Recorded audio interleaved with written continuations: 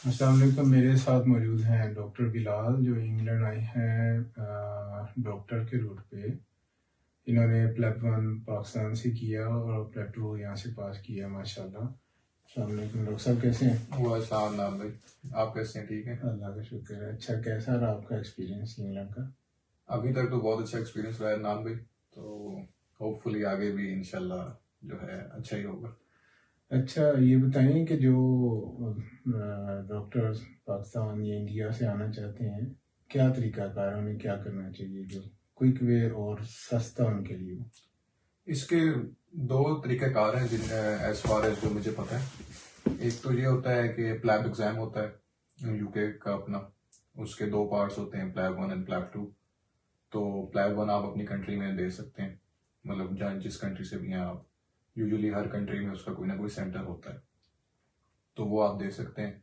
वो आप क्लियर करने के बाद आपके पास जब आप क्लियर कर लेते हैं, then you get eligible to appear in the PLAB two exam. जो डॉक्टर सोच रहे हैं वहाँ से मूव करने के लिए, उन्हें पहले क्या करना चाहिए वहाँ से?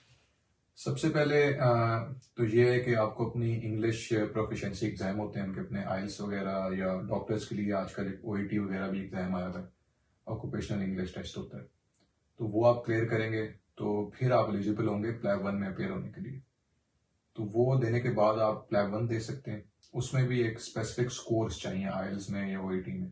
ओईटी में as far as I remember grade B तक चाहिए होता है एटलीस्ट, और आइल्स में at least 7.5 in all four subsets speaking. आपका 7.5 था जी आइल्स में?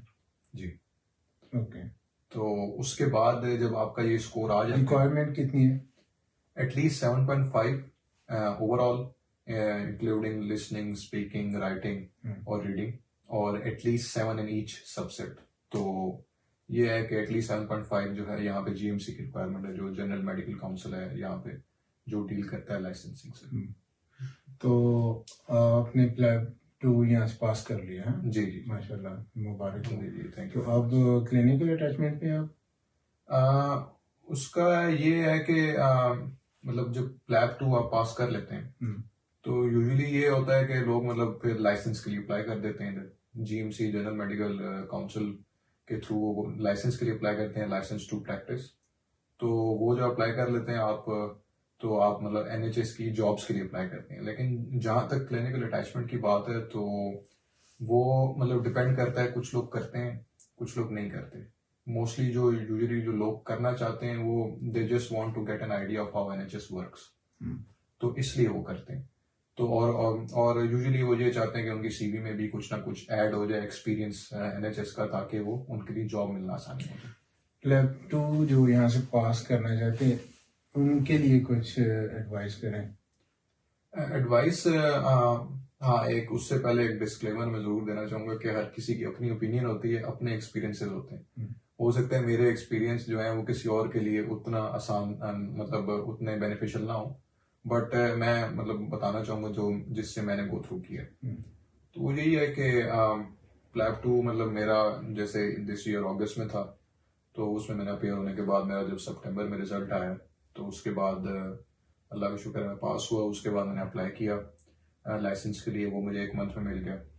तो जब मिल जाता है आपको लाइसेंस, तो मतलब अभी यही हमें सीनियर्स के थ्रू या लोग जिनको जॉब्स मिल गई हैं उनके थ्रू यही पता चलता है कि एनएचएस की अपनी वेबसाइट या एक ट्रैक वेबसाइट होती है TRAC, तो उसके थ्रू आप जॉब्स में लाइसेंस मिलने के बाद जी स्पॉन्सरशिप आसान हो जी जाती है, जी समझ जी गया। जी। अच्छा, तो प्लैब टू कितने टाइम में आपने पास किया? प्लैब टू तो मतलब मेरी अल्लाह का शुक्र है दोनों एग्जाम फर्स्ट अटेम्प्ट में ही पास हुए थे। तो मतलब यूजुअली ये होता है, हर बंदे पे डिपेंड करता है कि वो प्लैब वन के कितनी देर बाद प्लैब टू में अपेयर होना चाहता है। तो वो हर किसी के अपने सर्कमस्टांसेस हैं, फाइनेंशियल सर्कमस्टांसेस या जो भी, कोई हर किसी के अपने मसाइल होते हैं। तो आप जल्दी से जल्दी भी अपेयर हो सकते हैं, लेकिन आप लेट भी करना चाहें तो कर सकते हैं, बट एक इसकी एक टाइम ड्यूरेशन है 2-3 ईयर्स जिसमें आपको अपेयर होना होता है प्लैब वन के बाद। तो आई थिंक जो भी इस रूट को परसू करना चाहते हैं उनको ये जीएमसी की गाइडलाइंस पहले पढ़ लेनी चाहिए वेबसाइट पे जाके। ठीक है। आपका टोटल कितना खर्चा हो गया? कुछ लोग इसमें काफी इंटरेस्टेड हैं। जी जी, ये मतलब क्वेश्चन बहुत से लोग पूछते हैं, मतलब जो जूनियर्स भी हैं मेरे पूछते हैं कि भाई आप गए हैं, आपने पास किया है, तो आप खर्चा वगैरह और ये सब कुछ। तो खर्चा आई थिंक सब्जेक्टिव चीज़ है, हर किसी के अपने तौर तरीका होता है लाइफस्टाइल का। लेकिन ये है कि यूजुअली आई वुड से कि अब जैसे जो हमारा प्लैब 1 एग्ज़ाम है वो अराउंड तकरीबन पाकिस्तानी रुपीज़ में अगर देखें तो 70,000 to 80,000 का है। अगर आप क्लिनिकल अटैचमेंट या क्लिनिकल ऑब्जर्वरशिप उसको कह रहे हैं, तो वो कुछ लोग करते हैं कि उनको जॉब मिलने में जल्दी आसानी हो जाए, कुछ लोग नहीं करते फिर भी उनको जॉब मिल जाती है। तो ये टोटली एक अपनी पर्सनल प्रेफरेंस पे डिपेंड करता है। तो एज फार एज आपने जो पूछा है प्लैब 2 के लिए, एक्चुअल तो वही मुश्किल लगता है डॉक्टर्स को पाकिस्तान से, इंडिया से। प्लैब 2 के लिए यहाँ पे आए तो आपने कहाँ से तैयारी की? तो यहाँ पे ये डिपेंड करता है क्योंकि जो दूसरी कंट्रीज से आते हैं IMGs, तो उनके लिए थोड़ा डिफिकल्ट होता है। NHS का सिस्टम है थोड़ा डिफरेंट होता है, तो उसके लिए फिर उनको एग्जाम की तैयारी के लिए एक स्पेसिफिक गाइड की जरूरत होती है। तो लोग डिफरेंट अकेडमीज ज्वाइन करते हैं। तो ये है कि मैं ये नहीं कहूँगा कि कोई ख़ास अकेडमी अच्छी है। मैंने जो अकेडमी ली वो मोसोबी अकेडमी है प्लैब 2 क्रू में। क्रू जो है, ये बता दें कि आपने एक अकेडमी ज्वाइन की। जी जी, अकेडमी ज्वाइन की। तो वहाँ पे मतलब मैंने 1 मंथ तैयारी की उसकी, अपने मेरे दोस्त भी साथ थे उनके साथ भी तैयारी करता। तो ये मतलब PLAB 2 mostly practice based exam है, जितने आप लोगों के साथ प्रैक्टिस करेंगे तो उतना आपके लिए आसानी होगी। तो ये इसी तरह ही मतलब मैंने स्टार्ट किया था। ठीक है। अच्छा, कितना टाइम लगा प्लैब 2 की तैयारी के लिए? तैयारी में तकरीबन फिर वही बात है कि बंदे पे डिपेंड करता है। कुछ लोग जल्दी कर लेते हैं कुछ चीज़ें पिकअप। तो लेकिन ये कि एटलीस्ट मेरे ख्याल में 2.5 मंथ्स देने चाहिए तैयारी को, क्योंकि एक्सपेंसिव एग्जाम है और ख़ास तौर पर जब आप दूसरी कंट्री से आते हैं तो काफ़ी खर्चा करके आते हैं। तो आई थिंक इसको जितना जल्दी हो सके आपको पास कर लेना चाहिए ताकि आपको दोबारा ना आना पड़े। प्लैब 2 में क्या चीज़ मुख्तलिफ है यहाँ से और पाकिस्तान इंडिया से? मुख्तलिफ इस तरह है कि ऑस्की बेस्ड एग्जाम है। ऑस्की मतलब कि ये स्टेशन होते हैं, 18 स्टेशन होते हैं इसमें। मतलब हर एक स्टेशन से एक डॉक्टर कैंडिडेट गुजरता है जहाँ पे उनको असेस किया जाता है। वहाँ पे भी मतलब एग्जामिनर्स बैठे होते हैं, वो हर स्टेशन पे एक डिफरेंट सिनेरियो होता है और उस सिनेरियो के बेस पे कि उसने कैसा परफॉर्म किया कैंडिडेट ने, उसको वो असेस करते हैं। तो 18 स्टेशन होते हैं, 2 उसमें रेस्ट स्टेशन होते हैं और बाकी 16 जो है आपके एग्जाम स्टेशन होते हैं। तो मुख्तलिफ मतलब एज सच कोई बहुत ज़मीन आसमान का डिफरेंस नहीं कहूँगा मैं, लेकिन ये है कि थोड़ा ट्रिकी एग्जाम है और थोड़ा अनप्रिडिक्टेबल है। क्योंकि आपको मतलब जितने भी कैंडिडेट्स मेरे साथ रहे हैं या मेरे साथ भी इवन ये हुआ कि आप एग्जाम दे के भी आपको आइडिया नहीं होता कि कैसा हुआ एग्जाम। बेशक आप बहुत अच्छा भी कर रहे हैं, आप ये कभी नहीं कह सकते कि मैं पास कर लूंगा, क्योंकि बहुत से लोग मैंने देखा है जो कह रहे होते हैं कि हमारा तो पास हो जाएगा, फेल नहीं हो सकता, बट एट टाइम्स वो मतलब अनफॉर्चुनेट रहते हैं और उनका पास नहीं हो पाता। तो ये इसमें थोड़ा सा इस लिहाज से मिस्टेक हो जाती है उनसे।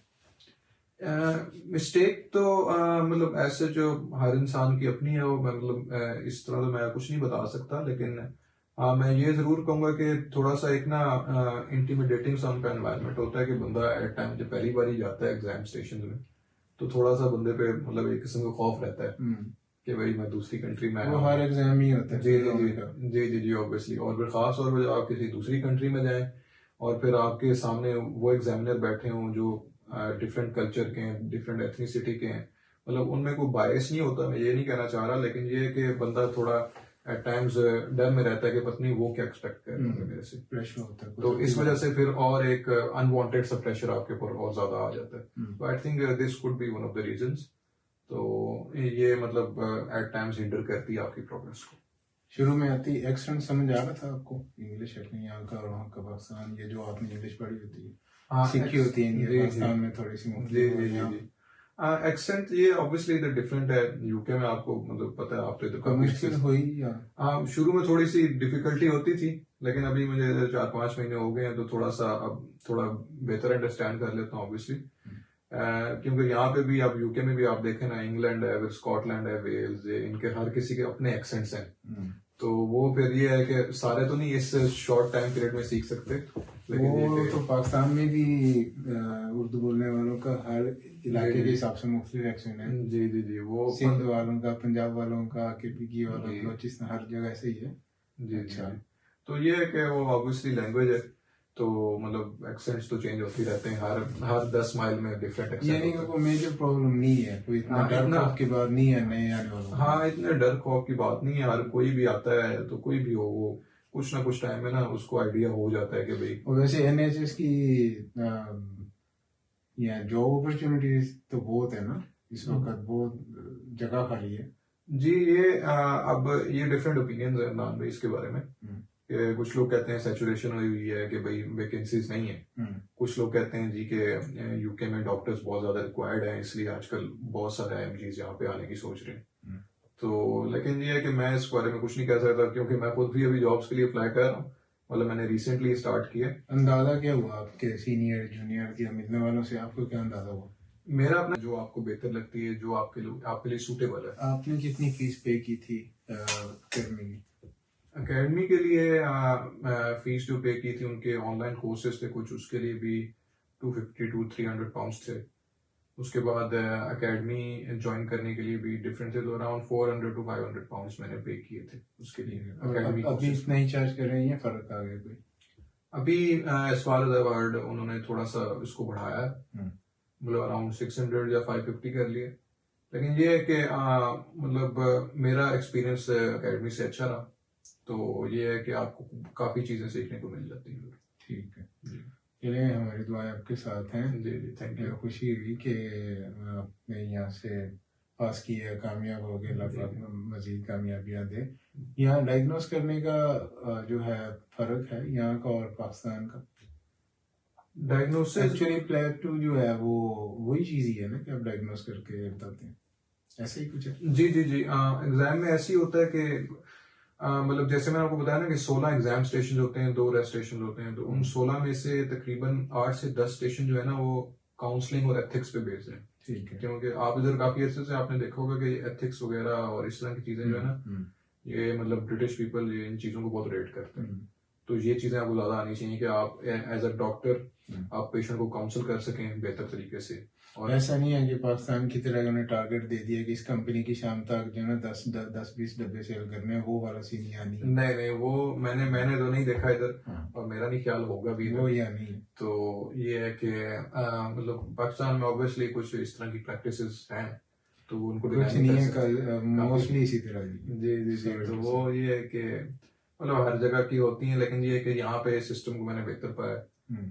और जहां तक बात है कि वहां पर डॉक्टर्स जो पाकिस्तान में है, उधर डॉक्टर्स उधर भी अच्छे हैं बहुत, ऐसी बात नहीं। जी जी, इसमें तो कोई शक नहीं है। तो लेकिन वहां पर पाकिस्तान में मुझे जितना एक थोड़ा सा डिफरेंस लगा है कि वहां पे हैंड्स ऑन प्रैक्टिस जो है ना, एक डॉक्टर को ट्रेनिंग में ज्यादा मिल सकती है पाकिस्तान में। अच्छा।